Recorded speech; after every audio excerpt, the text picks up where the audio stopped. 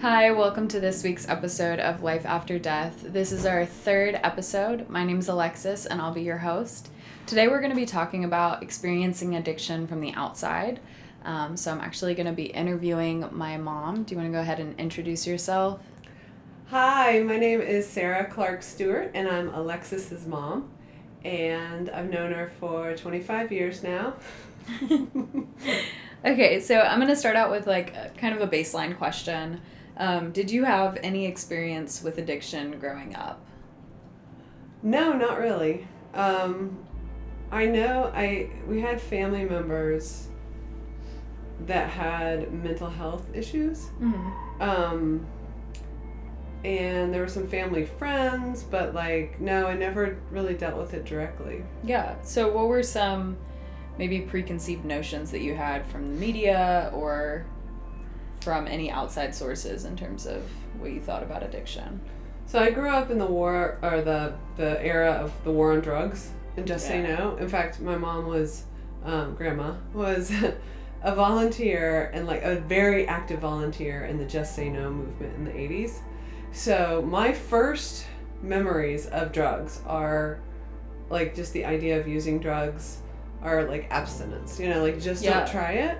And that was kind of my, I never really tried anything, even when I was in college. I wasn't curious about it because to me, I don't know, it just didn't seem worth it. But I think that's because I did have some preconceived notions about our own mental health and our family. You know what I mean?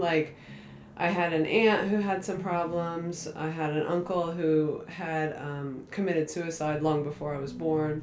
So I thought, well, I'm probably vulnerable, Right. And I dealt with my own depression. So all that being said, my preconceived notions about addicts were I very much just kind of lumped them in with the homeless. I don't know, I didn't really have any experience, but I think I had ideas of a weak will, or the inability to self-regulate. And there was a lot of drinking in my family, so right. I don't remember it affecting us in a way. There was probably abuse. There was definitely, when I was in college, I definitely saw that in, friends, and so I knew that firsthand, and that is, of course we separated out, but of course that's a drug. Yeah. Because people abuse all the time. And so I think I saw the effects of that, but I looked at especially illegal drugs differently because I felt well, that can ruin your life permanently just because of the illegality of it, Right, yeah.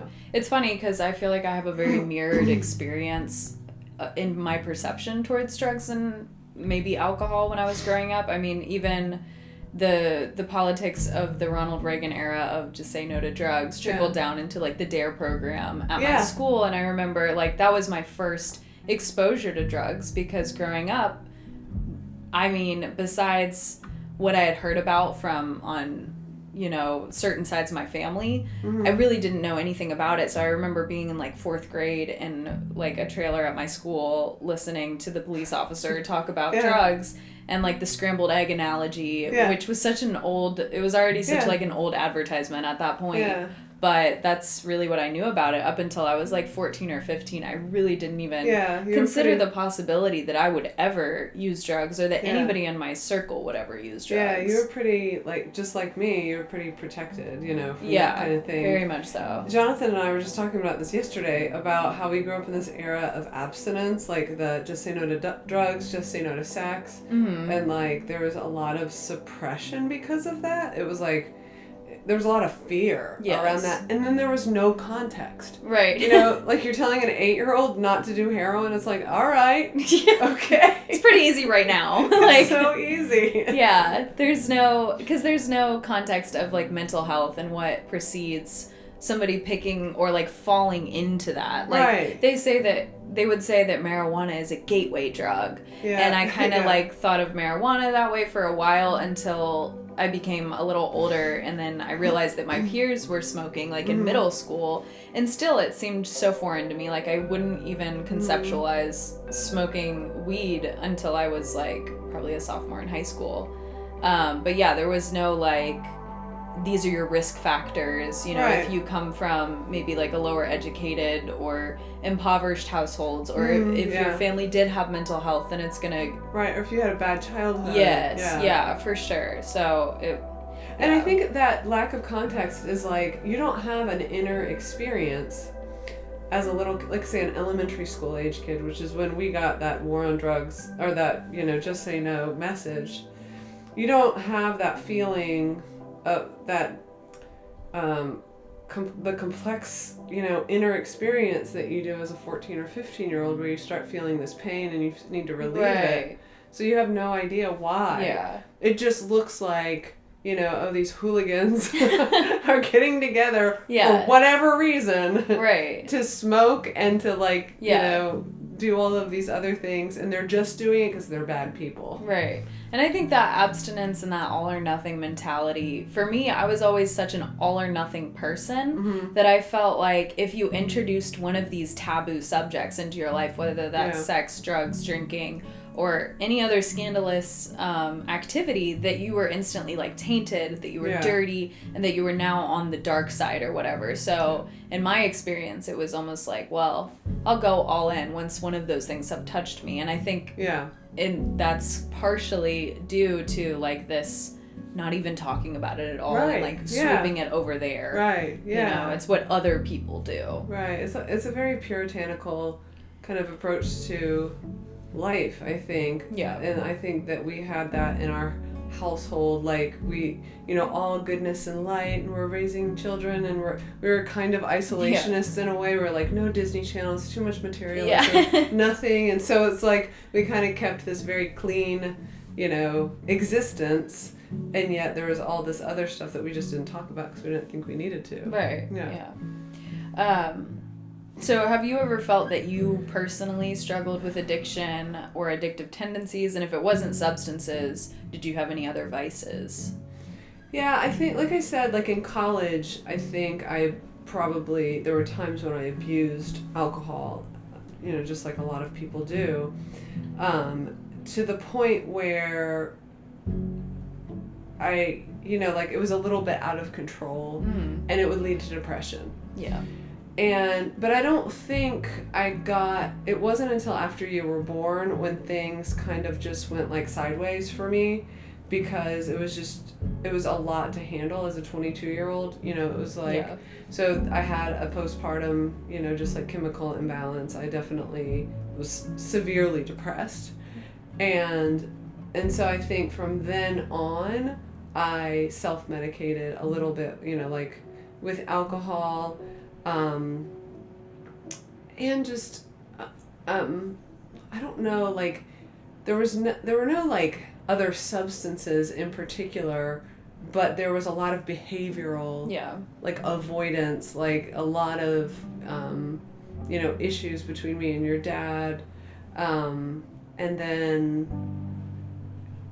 it got to a point where I sought out a psychiatrist. Like I was definitely being treated for depression. There was some talk of like bipolar, just because I never really got things under control after that postpartum. I mean, it lasted a really long time. It was really, even though people were speaking out about it at the time, like I kind of felt like, well, I can get things under control. Like I had an attitude, and probably your dad did as well at the time, of, well, we can just overcome this with, you know, physical fitness and good eating. And I always had that kind of, that holistic approach, and like do it yourself, and, you know, pull yourself up by your bootstraps.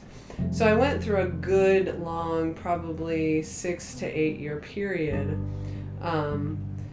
when I just wasn't doing well. Like when I think of my 20s, I think of, or when I think of being in your 20s, like to me, like that was a dark time for me. Yeah. And so, so even though I didn't like get, like I think there was a combination of just having that responsibility, like having the responsibility of a family that kind of kept me on the right track, but I was very unhappy, you know, and I'm sure I made everyone around be unhappy. But I did at some point get on Wellbutrin, and got therapy, and at that point kind of got things under control. And I remember once I started taking Wellbutrin, like, it did affect, I think, like, directly, I didn't want to drink as much, you know? And so, even though I definitely never got to a point where, like, I would drink every day or anything like that, but when I would drink too much. And once I was on Wellbutrin, I wasn't, you know? And so I got things under control. Right. And I think that was the point at which I started exercising a lot. Like, even if it was just like a walk, I started treating my mental health with physical exercise. And that's kind of like where I got into that practice of knowing myself so much better. And I wouldn't say that that was necessarily like an addiction, but it was a drive. Like, I was driven, like, you probably remember, I'm like, okay, mom's going on a walk because mom is going to lose her mind. Right. And so I think I started getting into kind of self-treatment. But yeah, it's funny, like, I really identified probably in college mostly, and then, you know, when we were newly married, as very angsty, like, very depressed, like, very, like, I was just a problem. And so it's funny how when you started getting into your teenage years, like, you were always so helpful and so bright and cheery and everything, and I was kind of like this, at least when you were really young, I was a problem. So it was interesting to see that dark side of me, that kind of underbelly of my experience in you, because I thought of all people, like, Alexis, like, you were kind of, I equated you with Dad in a way, because you were pretty reliable, and you were, like, always such a good kid, and and I say that meaning, like, you did so many things right, you kind of knew, you always knew how to cheer me up, even like, I probably put too much on you as a young kid, because I didn't really, you know, like, I wasn't really fully functioning. So when that flipped around and you became angsty and you became like, you identified with depression, that was really, really difficult for me, because I was like, well, wait a minute, that's the part of me that we don't need. Right. Let's not express that part. But I mean, that's really what kids are. They're kind of like the reflection, the hardest parts of you, that you have to deal with. Because it's almost like you went through your own process of recovery, and then to see those same traits crop up in your own child is very triggering, right? And I think I went out of my way to, like, speak about these things, but like we said before, like, if you don't have a lack of context, I can say all I want. I can, you know, be like, oh, you should never, you know, like, I think I talked a lot about eating disorders, for instance, like, when we were young, because I feel like I had almost like an internal eating disorder that I never talked about. Like, other people would really trigger me when I was younger, like, when they would, with their own, I mean, you know, everybody seemed to have an eating disorder. Yeah. So I remember, like, thinking that was one thing that I wanted to, like, be clear with you, that you were, no matter what shape you were, no matter, like, like, you should feel free. Like, I didn't want you to have that unhealthy piece of you, which is something that I never talked about, but always affected me, you know? So maybe that was, like, it's not like I was ever anorexic, or even bulimic, but I was very particular around that, you know, like, I was very, like, worried about body image. And it was not something I ever expressed. But it was almost like you picked up on it somehow. I don't know, because when I think back to, like, my early years, I don't know where my eating dysmorphia or whatever it is, body dysmorphia plus neurotic eating patterns picked up, because there's nothing in my childhood that I can remember that would, like, prompt that. Like, you hear some stories about almond moms or crunchy moms that give their don't give their child an eating disorder, but they certainly impress upon them the need to be conscious of their body. And I never felt like I felt like we ate healthy, but it was never overemphasized. But I do remember around, like, 7 to 8 years old starting to become very aware of my body and the food that I ate, and, like, having issues around it. So it was, I don't know, it could be some sort of like like osmosis of Yeah, disorders. and that's what I mean by like, so it seems like children like pull out like these deep dark things. It's like no matter what, Right. and if you don't have a chance to kind of like work through and grow up, it's almost a shame that people have children in their 20s and 30s because it seems like by the time you're about 40 you've been able to work things out, and it's like, oh shoot, well I already had 6 children. Dang it, the cycle continues. Let me try again. But because like even if like you don't talk about something, I don't think it was specifically bulimia or anorexia, but certainly me and your dad too. We thought food was important. We thought, health was important. So we may have been some form of that, almond mom type of thing, because we probably emphasized it more so than you were comfortable. I don't know. Yeah, I'm not sure. It's funny, like when I think about, you don't really figure out how different your experience is as a child until you start talking about your experiences with other people, and you've contextualized yourself essentially. And I'm able to like look back through my childhood through the lens of other people that were, this sounds bad, but like in my eyes, I feel like less fortunate because they didn't really have access to healthy things, or there wasn't a focus on health and nutrition. And then some people would perceive me as less fortunate because when I say, we didn't have boxes of snacks, like, I don't know, really unhealthy foods, or we didn't eat out every night at McDonald's or any sort of eating out every night, they think, oh, well, there was too much emphasis on health. But it's just a different experience. And I mean, I certainly come from a culture that emphasizes like, it's swim season. Everybody needs to get a new swimsuit. And it was just like, that was just normal growing up, and it's like then you start your fitness routine because it's February and you have to be in shape for, and I mean, it wasn't anything that seemed dark or bad. It seemed fun, like, and I guess if you can treat it that way, it's great. But for some people, I mean, I think one piece of it that I never had that you do is the OCD. Like, I was never really obsessive about things. Like, I would get into things and be excited about them or whatever, maybe competitive about them.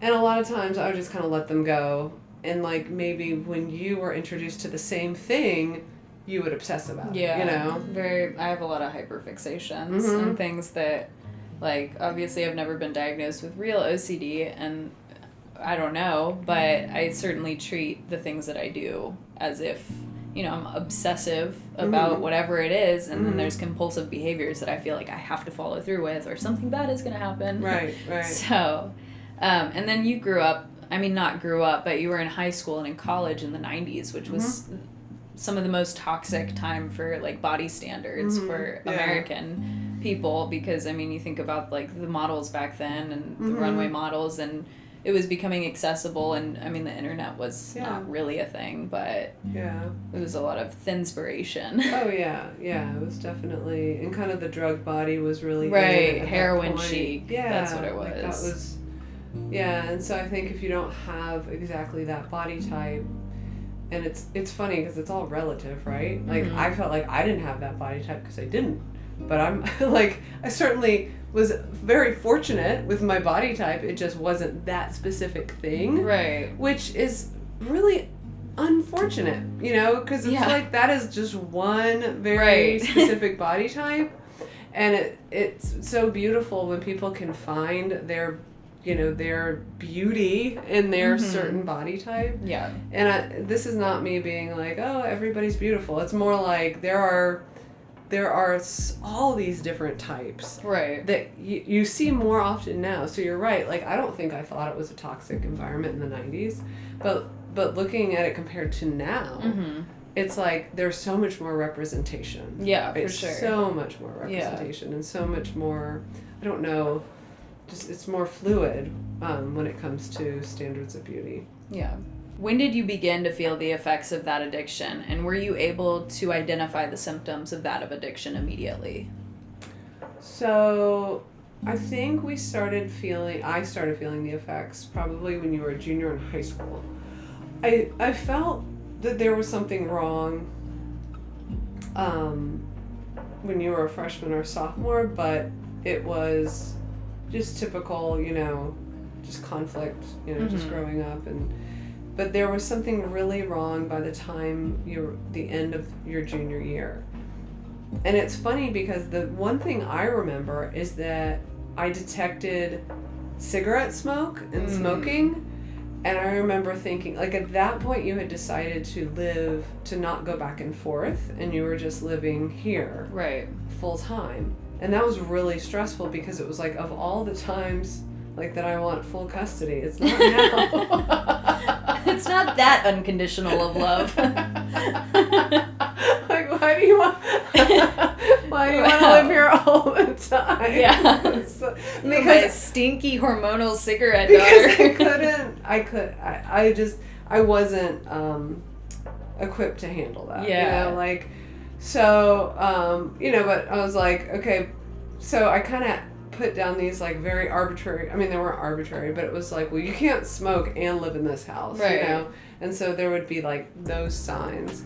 There was one night I remember that you were supposed to babysit Isaac, your brother, and you just didn't come home and you didn't call, and like you were just acting so weird. There was one night, this was probably before, but like you just slept through work, and like I couldn't wake you up, know? And then by the time your senior year came around, there were so many like excuses like that you told me that I believed for a little while, but not for very long. And then by the time I really knew what was going on, you were just like, oh yeah, I tried that drug and I'll never do it again, or whatever it was right. Like, okay, well, let's work through this. Yeah. And then I didn't really know what was going on until like the spring of your senior year. And then so at that point it was just like, okay, we're just gonna do this, we're gonna white knuckle it, we're gonna get through it. I don't know what's going on, it's all bad, but we're just gonna I'll try to help you graduate. Right. Until that, I think it was like in May. It was like the beginning of May. Yeah. And I can't remember I think you just decided to leave, and I was like, okay. Yeah. Like there's literally nothing I could do. Like right. you'd been 18 for a while. Yeah.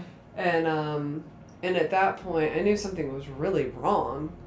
But I don't think, I mean, in my mind you kept choosing to do this. And because it wasn't just, I wasn't thinking of it as drugs. I was like, you kept choosing to make these bad, yeah. You made these decisions, you weren't reliable, and it was scarier to have you in the home than out. Yeah. So that was a really difficult, like I remember when you left, I was like, okay, and I wasn't exactly relieved because you were not in good shape. But I think with Isaac was probably 10 at that time. Yeah. So he was still in elementary school. It was a pretty clean-cut decision. It was like, well, there were things that happened where people came in here, like when I was asleep. And then, of course, once I started getting phone calls from like other parents or cops or whatever, right. Then it was like, yeah. But I don't think there was ever a time while you were in high school where I thought of you as an addict. Oh. Like that wasn't really... Yeah. Yeah, that was not clear to me at all. Yeah. It was just like you kind of kept making bad choice after bad choice right. after bad choice. And you were really unhappy. Right. So it was like, okay, I don't know. I couldn't tell why you were unhappy. I couldn't tell why you couldn't like drag yourself to class and just get through it. Right. But you had like that wonderful advisor at school. Oh my gosh, yeah. What's her name? I don't even remember her name, but she saved my life. Yeah. Like in terms of graduating. She really did. Yeah. The fact that you graduated was not because of me or Dad. Yeah. It was her. Like she single-handedly, really pushed through. Like cuz I was very resentful at that time. Like I didn't really know what was going on because I was dealing with my own resentment of not feeling like I could, like if you were here in the house and I was at work, not feeling safe, right? The house was safe, or not being able to go to sleep, because if you weren't home or whatever, right? And like not knowing what to do about it, And so, yeah, and then things started disappearing. Right. Yeah. that was the low point, and that did happen in the spring. So it was like your senior Right. year in the spring was really when I knew things were bad. But it really felt like it was these people that were around you. Like, even though I knew you were affecting them Right. in a bad way, I don't think you had ever had a group of friends. Like, you had friends. Yeah. You had good friends. Like, maybe one or But two. never multiple. But this, Yeah. with having the group of friends, like, so a lot of things changed your sophomore and junior year, in which you had this horrible boyfriend and you were hanging out with these people. Right. So that felt like that was the problem. Like, Right. I knew, like, if there are drugs involved, then that's also a problem. But it never occurred to me that you had, like, a chemical addiction. I think that's so enlightening, because I never, like, looking back on it, like, I feel like I just have a bunch of vague memories of that time in my life, but it seemed, even I had a hard time identifying as an addict, but definitely, like, I wouldn't have called myself an addict until the summer before senior year. Mm-hmm. Like, things got so bad, and there was a lot of minimizing for me when I would interact with you. Yeah. So I'm sure, like you mentioned, where I'd say, oh, I tried this one drug once, and so there was no way to get in or help, because I'm minimizing the situation. I'm minimizing it to myself, and I'm minimizing it to my family. Yeah. So there was no opportunity for reform in that sense. Yeah, like, you were definitely expressing how unhappy you were, but it didn't make any sense. There was a lot of stuff that just did not make sense. Yeah, and the excuses and stuff like that, like, I mean, after that pattern continued for years after high school, I was able to be like, this is just what comes with the territory if I continue to make these choices, that there's always going to be these vague, and if you try to understand it as the Alexis that I was before, it makes absolutely no sense, because I could transform into a completely different person, which doesn't alleviate, the weight of the decisions that I made, but it does, like, it's a very Jekyll and Hyde situation. Yeah, like, and I think when that, coupled with my own resentment, like, I think when I was dealing with it, I was grieving this, like, I don't know, like, this picture of my own identity as a good parent.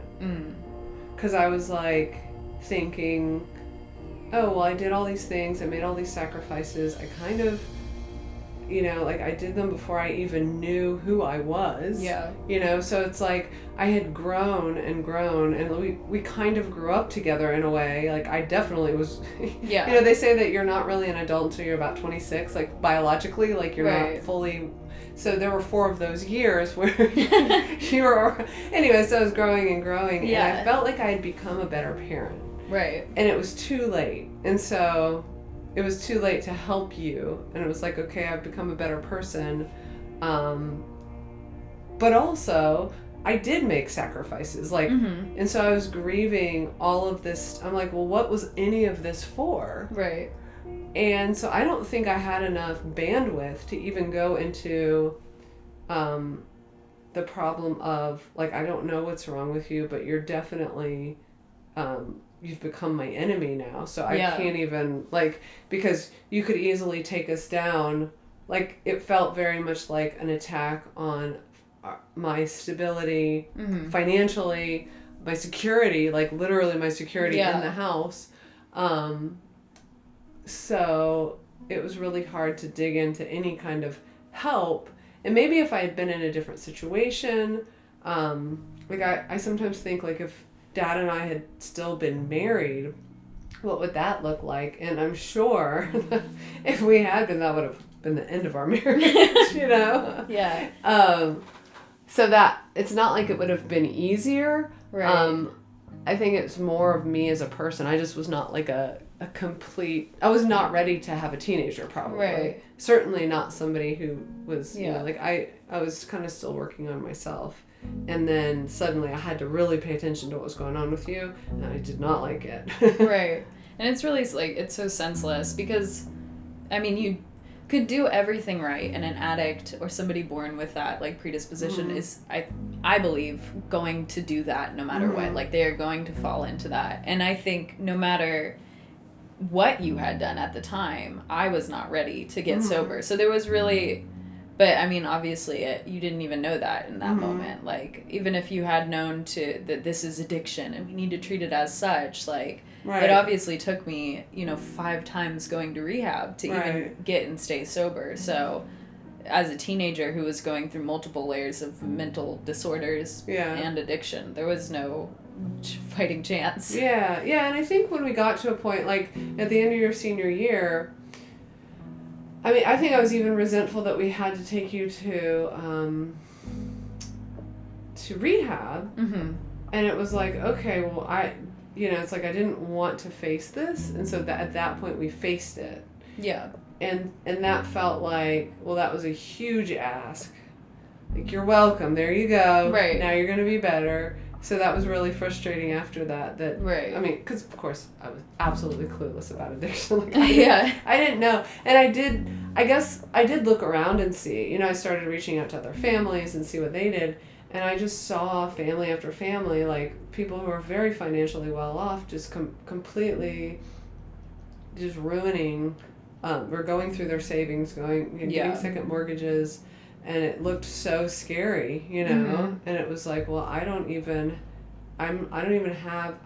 have no savings to go through. Like, this is it. We're going to do this. And that was really difficult too. Like, it's like, oh, you're going to pay, our insurance is going to pay for 28 days. Well, what is that going to do? Right. So it's like, it really felt like, well, I hope Alexis has some willpower. Like, I didn't know what to do after that. And so I think when we did get you all set up for college, I was so excited. I was like, okay. And that was like, what, maybe 6 months later, 9 months later, or whatever. Yeah. It's like, all right, well, I know how to do this. Like, I know how to get you set up for college. Like, I know that. Yeah. And yes, we lost some traction, but things are going to be fine now. Right. And if they're not, then I don't know what else to do. Right. So there was a lot of, I don't know, I probably responded in a very different way. Like, Grandma was, over there, like, wringing her hands, wanting to really get involved. There was a lot of me was like, I don't really want to get involved. I don't want to identify as this person. But then I remember the first meeting I went to, it was not an Al-Anon meeting, a Nar-Anon meeting. Yes. First meeting I went to, and I remember thinking, I don't belong here, this is not me. Having those same preconceptions about, like, well, this is what happens to people who are from abusive homes or their parents use drugs. And I went there and I looked in the mirror. Every person I saw, like, they told their stories, and I was like, oh, your story's just like mine. Your kid's just like mine. And these were families. Some of them were parents who were like my parents' age, and they had their 40-year-old kid that they'd been dealing with for their last 30 years.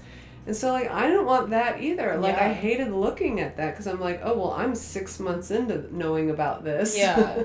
And this person is, 25 years into their child or their brother or their whatever. Yeah.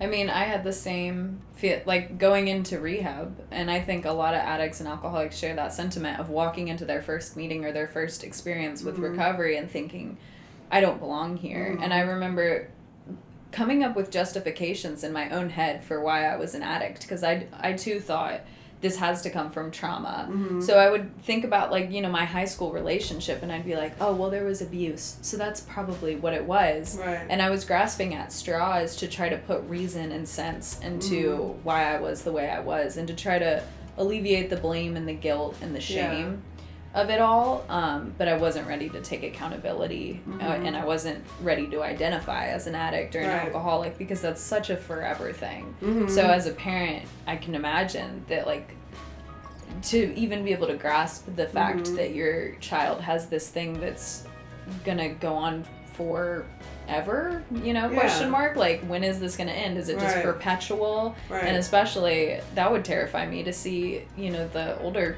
kids and their parents trying to save them, and it's 30 years later. Like, that's terrifying. Yeah. Because no parent, I feel like, speaking as not a parent, signs up for a lifetime of care. But, and that is the case for those that are disabled, but then that can also be the case for those that have extreme mental health disorders. Yeah. And when it comes out of nowhere, I mean, I think, I'm sure that parents who have children with disabilities from early on, they go through those grief stages and they're like, okay, this is how my life's going to be. But this it feels like it comes out of nowhere, and it's a different thing than like if I found out that you had cancer at 17, right? For sure. It's this thing that has like such a, I don't know, like it's so taboo in some ways. Mm-hmm. It feels like it's so close to what I experienced with having depression that it's like, okay, well, it's just one layer on top of that or another layer. Like, where did this come from? Like, in what way am I responsible? And then if I help with her treatment, am I going to get anything out of that? Yeah. And the answer is no. Nope. And nope. It doesn't have anything to do with me. Yeah. But it doesn't mean that I don't, I can have the opportunity to try and to help treat. But I think there was a huge, long journey for me to go through with this to get to the point of acceptance, of just, fully surrendering to not really having any control. Right. And so what happened is I had a huge, it was a huge transformation for me, one that I didn't want to go through, but probably made me a much better person. That I wouldn't have been able to do. I would have never asked to do it on my own. Yeah. I would have never humbled myself in that way, Yeah. And so in a way, it's like, I can't stand it when people are like, oh, well, I wouldn't have it any other way. It's like, well, I would have absolutely wanted it another way. Right. But I do think I'm maybe a better person for it. I mean, I think I'm more self-aware. Yeah. And I'm more aware of, what other people are going through. And I'm way more aware of the very small bit of life that I can control. And it's really not much. And I used to think there is this sense when you're a mom, especially if you don't have a lot of other things going for you, you're in control of these little people, and because you have to be, you have to do all of these things, you feel like I was never really a control freak before, but it was like you're kind of forced to control their lives for a long time, control their naps and their snacks and if you do all of these things, you create a better situation, like a better person. Mm-hmm. At least that's what you think. And so to be faced with that, to be faced with something that I couldn't control at all was something that I think I needed, probably. Yeah. Yeah, it's funny because addicts and alcoholics will say often, I'm a grateful recovering alcoholic or addict, and I wouldn't have changed this, and I'm glad, and it's made me a better me, but you can't have those that have been destroyed by your addiction, they might not have the same sentiment. And I even struggle with saying, yes, I'm grateful to have this infrastructure in my life that has come as a result of extreme trauma that I've put myself through. And it's changed me. But I also think, would I go back and change it? Yeah, there's a lot of things I'd go back and change, because my manifestation of the depression and the anxiety, it's different from that with addiction, because it's such an external thing. It's such a whereas you cave in on yourself with anxiety and depression or what you were going through in your early 20s, it could affect those around you, but it's nothing like the explosion of addiction where it just wreaks havoc. So I'm sure it's very hard to be empathetic when you're in close proximity to that. People on the outside could, grandma was further away, and she's can be a little bit controlling by nature, but it's easier for her to want to step in and intervene when she's not the one that's in the direct the bomb vicinity, So what were some of the ways that you found yourself coping with it throughout the years of Yeah, I think I definitely did some of my own destruction. Like, I pulled away from, um, you know, we were living with the Murphys, and I pulled away from, you know, like, because of what was going on with you, and because of kind of what was going on with us. Moving out was a decision that I made. It was kind of like I made it for you, but I made it for me as well. But it felt like if you had your own space, and so that's when we moved here. And I think I behaved back poorly in romantic relationships. That was kind of like me lashing out. Not lashing out, but trying to control things. So it's like I left that relationship, and then I got into a relationship that was not good for me for many years. And with somebody who was very controlling. It was almost like, well, let me make a really poor decision to distract myself. It's like, you're going to make a bad decision? Well, I'm going to make a really Yeah. And I mean, of course I wasn't thinking of that. You know, like, it was a process of dating and falling in love and just... But it was a person who was not good for me, and then I stayed with them because he seemed to have a lot of control over things. Yeah. And I think I felt like I needed that, you know, like, and this is Kevin, of course, I'm talking about. And it's not that he was a bad person, or that, you know, that I was a bad, or that either of us were bad people, but like, he was not the right person for me. And I think being in his world, just kind of like slipping into a different narrative of like, okay, this is my new narrative. Yeah. I'm gonna go live in Ponte Vedra Beach with this new person. We're gonna have a new life together. Like, he had a son who was Isaac's age. Yeah. We're gonna have a new family. We're just gonna like wipe the slate clean. Yeah. Like, it's okay. Alexis is gonna graduate from high school, and I'm just gonna move on, and just this is gonna be my new thing. And when she wants to come back, she can. But that was me, definitely. I mean, you know, looking back on it, like, you can put a narrative on it that makes sense. But it felt like that was me taking control. You know, it was not something, it was like out of character, but it felt like, you know, like, he was very matter of fact, and he was like, well, let's just kind of get you out of your situation. Everything will be good and healthy, and we'll, you know, live out here. And it felt like it made sense. Right. Because I was like, well, this isn't working for me.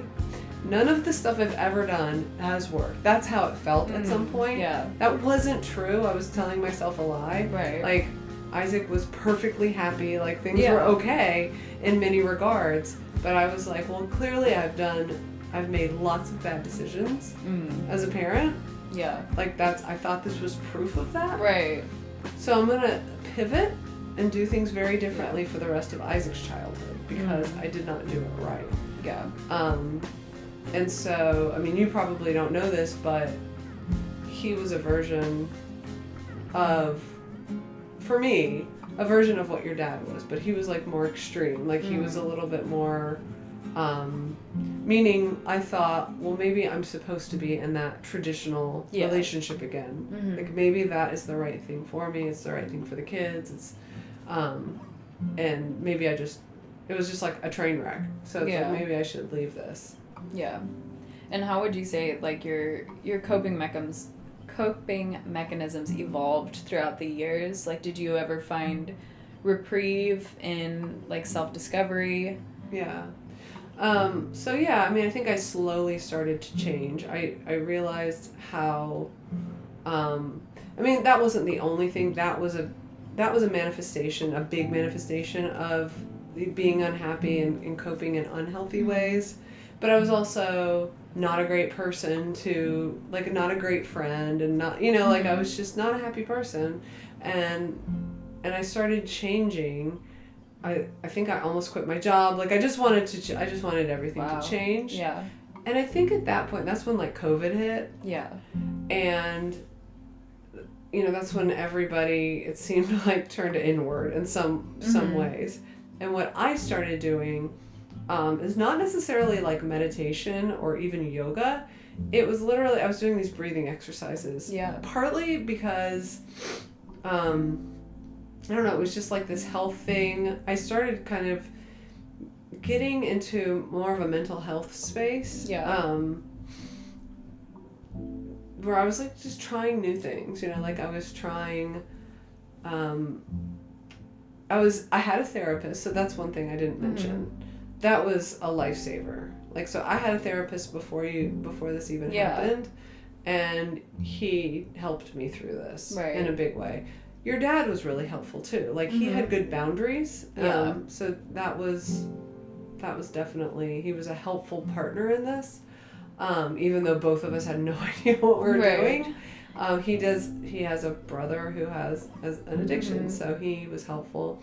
But my therapist was helpful. And then, like I said, I started going to these Nar-Anon meetings. That was helpful. But then I really, once COVID hit, started turning inward. You know, like things kind of fell apart with that relationship. And I just kind of came back here, like came back to myself and just kind of like looked inward for the first time ever. It felt like, I mean, that's not true, but my long period of like rejecting spirituality and the church and any of that stuff, like I really got into Pilates, and Pilates kind of led to yoga, and yoga led to meditation. And that's when I really started relying on myself, like for a lot of this guidance, like trying not to get into the, you know, toxic wellness world, because there's so much out there, and trying to like kind of listen to my own inner like North Star or whatever, and just creating my own recipe for mental health, which includes talk therapy, but for me really included physical, like not physical therapy, but whether it's breathing exercises, meditation, yoga, staying healthy, eating well, and you know, and I think by the time like you know, avoiding alcohol and things like that,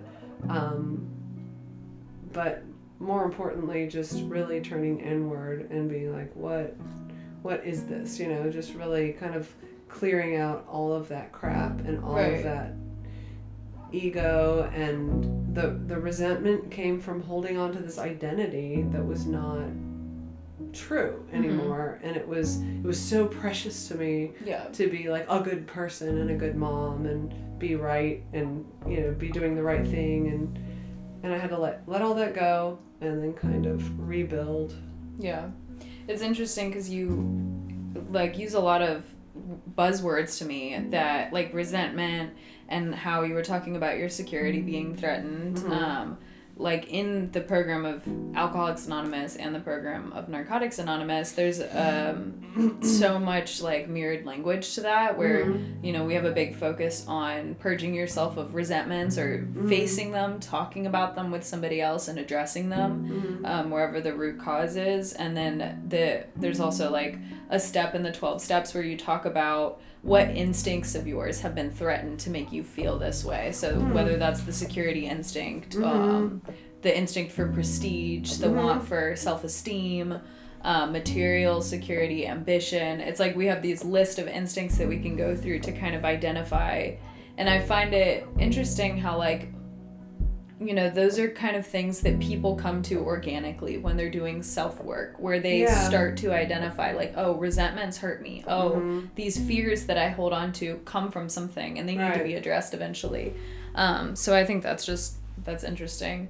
But to kind of go back to, like, where we started, how would you say that the experience of going through a family member in active addiction and then also seeing them sober, like, how has that impacted your view and your preconceived notions of addiction? Yeah, I mean, I think you know, when we talked about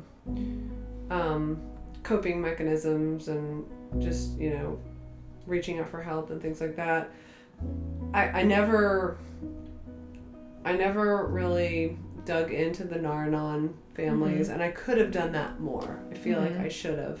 But I really pushed back on that. Yeah.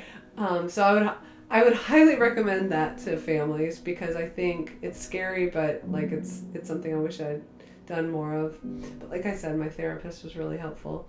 But yeah, like going back to my preconceived notions, like I have a completely different view of like I don't think I thought I had a view. Oh yeah. Before, you know what I mean? Right. Like it just was irrelevant. Right. Like it was not something relevant to my life. Yeah.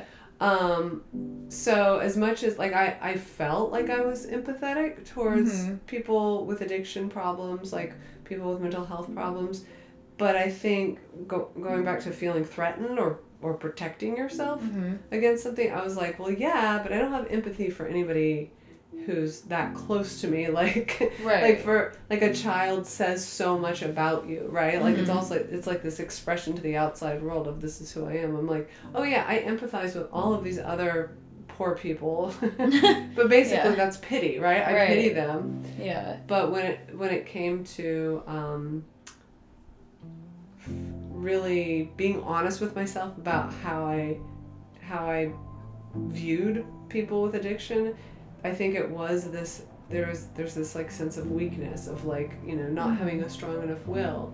And now it feels so much more like there is very little difference. Like a lot of what like the things that you talk about in your program and you know with other recovering addicts are things that are very helpful and very relevant to my life. And they have been just a part of my inner life. They have been repressed, which sometimes makes them less healthy. Like I think sometimes like your sense of humor and your wit comes from this inability to hide that kind of stuff, you know, like to hide some of the weaknesses, and so like they come out now. Yeah. And they're that's why you're so funny, you know, like that's why like you say things, like your turns of phrases sometimes are so like just spot on, and like you're very observant because you're just saying things that are there that in my history, like I've probably repressed them or I've kept silent about the same exact things. Just like going back to that eating disorder thing. It's like, I feel like I probably very much had an eating disorder that I would never talk about. And by osmosis, you picked it up, you know, and you're like, look at what I have. And I'm like, nope, we don't have that. We're just not going to. And I don't think that was ever, because I like to express. I like to, you know things. I like to investigate things. I'm curious. But when it comes to a deep, dark fear, and that fear is not so much the eating disorder or having one, it's more like my child having one, that's a fear. You know, that's the bigger fear. So it's like, well, let's just not talk about it. Yeah. But anyway, like going back to your question, I think what I've learned is that addicts, especially recovering addicts, those who are brave enough to go into recovery, have so much to teach, you know, normal people. Because all of us have these addictive qualities, like all of us have obsessive qualities, you know, and it's like, it's the degree to which you deal with that quality that really makes you a better person, you know? It's not just, you're not just born a good person or a bad person or a person with, you know, these issues. It's usually the people who are dealing with whatever issues they have, they are more interesting. They are usually, more reliable, they're more predictable, you know, like there are people that I want to interact with. Yeah Definitely. I feel like going to the topic of like sharing, like acknowledging the issues that you have, like I feel like I'm an oversharer and that can be an issue with me, like whereas some people like repress too much. I definitely speak before I think, and then I'm like, wait, was that too vulnerable, and will I be perceived in a different light? But but usually that leads to intimacy, right? Right, it does. Like that leads to closeness, right? Which is the thing that people really struggle with. I mean, that's what loneliness is, not aloneness, right? Like you can feel alone and have people all around you, and if you haven't opened up and if you haven't been able to be vulnerable, you won't have any kind of intimate connection. Yeah, for sure. And like I've kind of come to the point in my life where I feel like if I share something that causes somebody to not want to be around me, then they probably shouldn't have been around me in the first place. Right. Not that they're bad, but like they're Right. not ready to be there's around me. Yeah, there's something there that's Yeah. just not good right now to be together. Yeah, for sure. So to kind of wrap things up, if you were to speak directly to like other families that are going through this in the beginning stages of finding out that their child or their sister or their mother is an addict, what are some things that you would suggest to those people to help them get through that time in their lives or to cope with it in general? I think getting to a place of surrender sooner rather than later is the most important thing. I think it leads to less pain and struggle, and that's not to say giving up at all. Like surrendering to what's happening and accepting it does not necessarily mean that you have to deal with it. Like it doesn't mean, it just means that you are, and I mean, obviously you can't really rush anybody through the stages of grief. Right. So you can't really rush surrender necessarily, but I do know that once I got to that point, and it was kind of like, it did feel like a giving up. Like, I'm just going to give up. Like, I can't. Because I couldn't, like there was no way for me to. Right. And I thought I could. So I think somebody who has a high level of control over a situation or has had a history of being able to fix things, control things, like, then they are going to have a harder time surrendering, Yeah. And I mean, I definitely came to a point where I knew that there could be a day that I go into your room and you're not going to wake up. Right. Or like later on, like that was, early on, like when you're still in high school, because I thought, oh my God, there's these substances. Like there's something going on. And then later on, I thought there may be a phone call. I mean, for years probably. There could be a phone call where somebody's gonna find you in a ditch, and like I had to make good friends with that idea, like you know what I mean, like not like I had to know that like that's just the way things are, and like that's okay, because that is not something I can control. And I know that I'm sure that people, depending on what stage you're at, like that can make you very angry to feel like like that you should make peace with that idea. But I think that's the most important step to make. And then beyond that, finding, like reaching out, like this is a piece that was really hard for me, is just like finding a community, like finding help, being able to talk to people about it. One of the ways that I would cope is just creating things, like writing about it, journaling. But yeah, finding other people who are going through the same thing is so important, because it's always the same story. Yeah. Like I would hear myself in other families' stories. Yeah. And it's good to know that. I mean, you don't want to hear that because you don't want to think that you're like another family. You don't want to think that you're that you're going to be dealing with this when you're, in your 60s and 70s and your child is still not figuring it out. Yeah.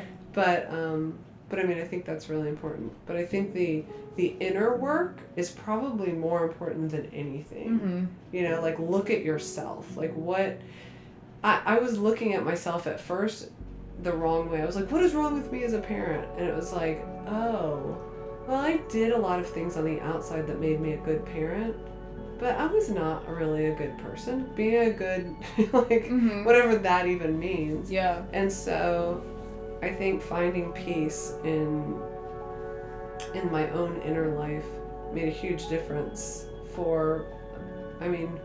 later on for you when you kind of like returned, because all of that, what you were working on was not really something I could be a part of, right? Like until a certain point. Yeah. So I think somebody told me this, like, and I'll just end in my thought here, like you can't give what you don't have. I think it was my therapist, Mike, said that. Like, you can't give what you don't have. And at the time we were talking about, I was worried about finances. I was worried about my the resources that I had for Isaac, right? Yeah. Like, not just financial, but my energy. And he said, well, like, okay, so how much, like, how much do you have? Like, let's just say you have $20,000 in savings, right? Or 200, it doesn't matter what it is. Right. You can give, $200 for some sort of rehab, and that's all you can give, right? Yeah. And you can decide what that is. Like, some people decide that they're going to put a second mortgage on their house and a third mortgage and eventually sell their house and all this stuff. Right. Like, okay, but you decide what is it that you have, and you cannot give any more than you have. And so some people, they fool themselves and think that they have more, and actually they're taking. And so what I had been doing is I was like taking from just like kind of my spiritual life, my personal life, all of this stuff, and I was like, oh, this is what's happening. I'm giving way more than I have, and this is what the problem is. Yeah. And then I said I'd end there, but the very last thing is he said, you can love Alexis wherever she is. If she decides to live under a bridge, you can love her and you can go visit her under a bridge if she decides that she wants to keep using. And it doesn't mean if you put a roof, like I think what they say, if you put a roof over an addict's head, then you are enabling. And so I had to kind of like imagine that. It's like, okay, I will love Alexis wherever she is, whatever she's doing, can't control it, but I will visit her under the bridge. And when she decides to come back here and she's no longer using, I can help her with the roof. Yeah. Yeah, that reminds me of like what somebody's told me before from the other side as an addict is you quit digging when you put the shovel down, in terms of that giving thing. And then there's actually a line in the big book of Alcoholics Anonymous which verbatim says you can't transmit something you haven't got, which is the same concept of you can't give what you don't have. Oh yeah. And it can be used in the same context of like, I think it's talking about in the book, like you can't help another, it's talking about sponsorship at that point. Yeah. And it's talking about you can't help another alcoholic or an addict if you haven't treated your own alcoholism. Right. So it's funny that that's the same concept. And a lot of the things that you talk about when it comes to dealing with addiction as the parent of an addicted child is so similar to like the recovery process. Like surrender is the first thing, the most important thing to be able to even enter into sobriety or recovery. And then doing the inner work comes, that's like the journey of a lifetime is doing the inner work. But yeah, the acceptance thing and to be able to love and accept no matter where they are. And as an addict, you have to accept everything. And I feel like all people should really understand that like there's so little that we can actually change in this world. There's so little, and most of what we think we can change is an illusion. And it's like when you're dealing with somebody in addiction, like especially if you're their parent, then like there's such an illusion of like, I can change this, I can fix this, I can do this, and it's all an illusion because it has, like you said, nothing to do with you. And then when you finally let that idea go, that's when healing can begin. I think we're all like raised with these illusions of grandeur, Yeah. Like for sure. Like when you just tell a child, "Oh, you're so special," right? And like, look, you did this one. It's like no, like right. There, we might want to rethink some of the ways, especially in the Western world, the way that we're all terminally unique. Yeah. It's like you're so special, just like everybody else. Right. But yeah, I think it is. Yeah, it's all an illusion. Right. Because we're so small. I mean, as individuals. Yeah. I mean, it's why humans, our superpower is collaboration. Because we're so small, we can't do much. Right. You definitely can't. And I think as a mom, you feel like you can't, because at some point you have to control this little baby. Right. And then along the way, you forget that you really can't control another person. Right. And hardly control yourself. Right. And there's such beauty in identifying with others and understanding that you're a part of a whole. Like, I think that contributed a lot to my mental unease was like, wanting to stand out and Be losing special, my yeah. identity in the process, because I'm like, well, what am I? And when I came into recovery and I'm being able to hear other people's stories and be like, that is exactly my story, it didn't diminish me, but it empowered me, because I felt like hope, and I felt a sense of connection, and I feel like that's what we're all seeking, is a sense of connection, and like realizing that we're not alone. So yeah, I think we're gonna go ahead and end on that note this week's episode. Thank you so much for coming on the show. Thank you for letting me come on here. Yeah. I feel so honored. All right, I will see you guys next week. Bye. Bye.